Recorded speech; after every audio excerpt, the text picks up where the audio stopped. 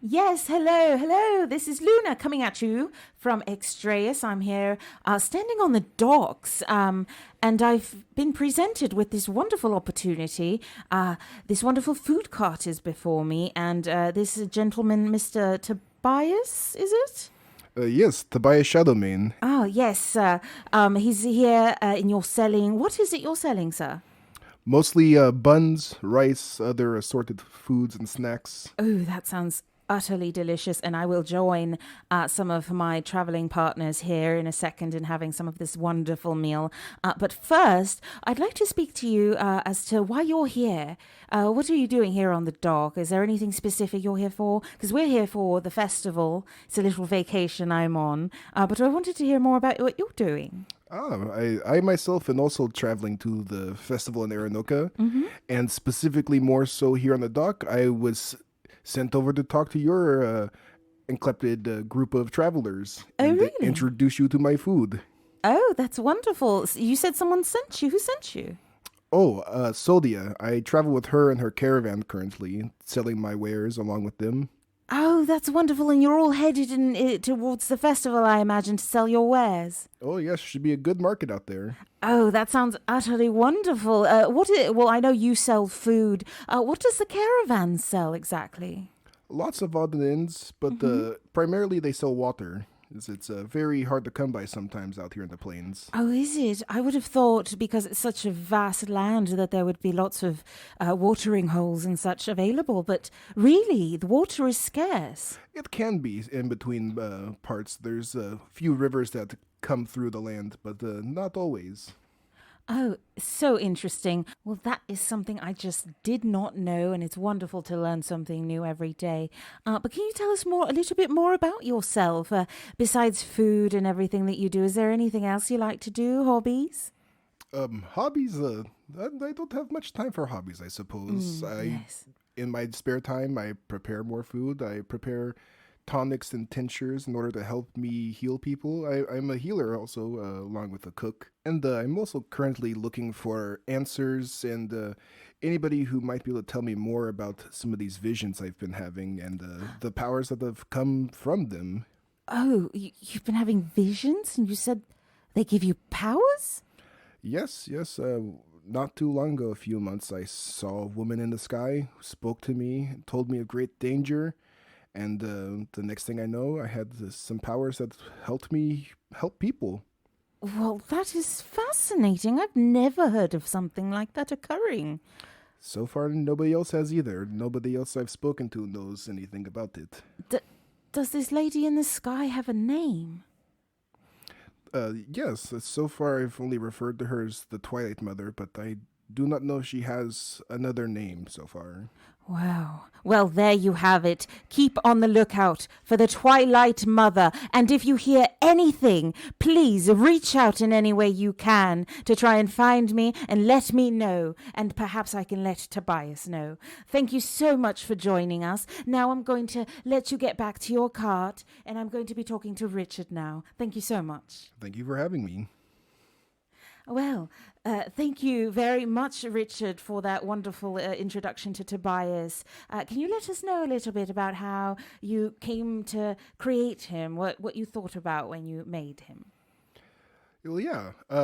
Firstly, I suppose I wanted to just do something different than I had always had. So I knew I wanted to be somewhat of a nicer, good person because a lot of my other characters were just sarcastic, more like myself, honestly. So I thought Sure. this time I'd tried my other hand and go to just be as friendly and affable as I possibly could. Oh, nice. Trying a And different approach. and then I knew I wanted to just be helpful to the group, so I wanted to wait until everybody had kind of decided what they wanted to do so I can fill in the gaps. And I noticed nobody was doing anything to be like a healer or a support True. character, and I've never done that either. A lot of my other characters were full damage, nothing else. Yeah. So I've enjoyed playing my hand at staying a little further back and helping everybody else take the spotlight. That's wonderful. And how does that feel different from being right in the combat in terms of, playing in the session?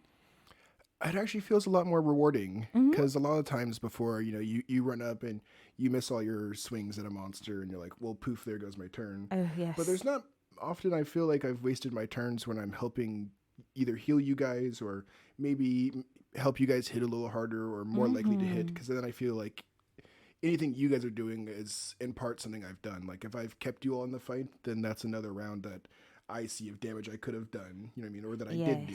Or, the increased damage we do is all because you've helped us. We couldn't have done that much without you.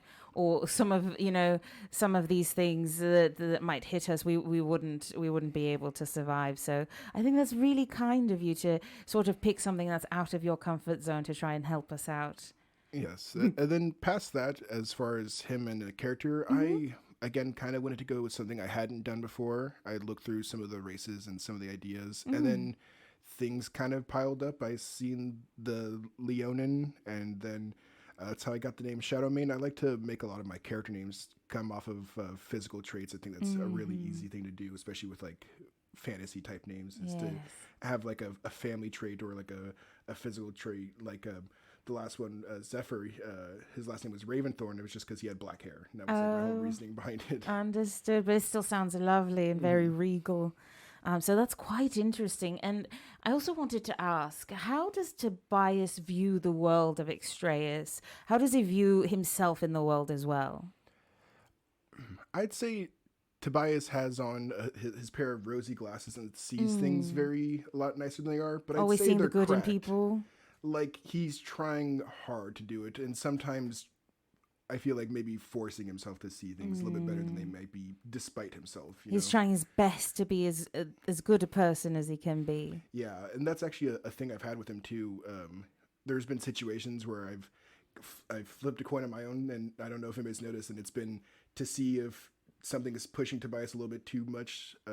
I know we had a situation farther in with somebody speaking to him very down their nose at him. Yes. And finally he kind of just snapped and yelled at them. It was like the first time he had ever done anything like that. Yes, we'd never seen anything and like then that. Immediately recalls it back because it's not I'm so sorry. I'm so sorry. I didn't mean it. Oh, I love that sort of, character flaw where it's like, well, my anger can get the best of me, but I'm immediately regretful of it, and I'd like to make it up to you. Here's a bun. Here's some rice. Yeah, and I very much enjoyed so far playing the like mother duckling figure, trying to look after everybody and make sure everybody's doing well. I hope to later see him pretty much doing that exact thing, like pampering. I picture him like wiping people's faces off after the meals and whatnot. It's like, oh, your hair's out of place. Let me just comb it a little bit. Like I imagine mid-battle, sometimes his healing is just coming up and rubbing some schmutz off your face. Oh, that would be amazing. The only thing better is if you would have a Jewish woman's accent. That would be wonderfully fitting, I think. But how do you see yourself in terms of the group of people that you've sort of been traveling with or have met recently? In an odd way, I see him both as the middle of the group, but also a little separate, kind of seeing everybody from like an outside perspective. Because I mean, everybody is vastly different from him, not just like their physical traits, but their like personalities and their experiences and their decisions. So he tends to stay very much so in the middle and try and hold everything together and maybe not always being a part of it, but not in a bad way, kind of. Oh, I've gotcha.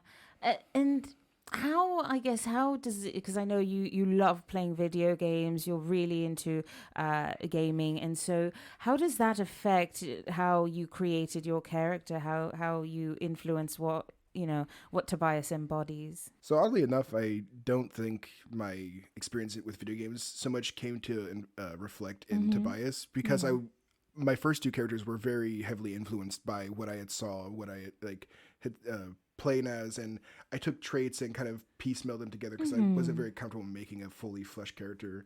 Whereas Tobias, I kind of wanted to just do something I had never done before and hadn't seen much of. Much like with his accent, usually people hear that accent, it's like, the scary guy, and he's a big lion. So I decided, what if I make the biggest, scariest looking person and just make him as friendly and lovable as possible? Right. I think that's fun. Well, I like the fact that it wasn't necessarily like a specific character you took from somewhere, but just little traits from everywhere that you liked.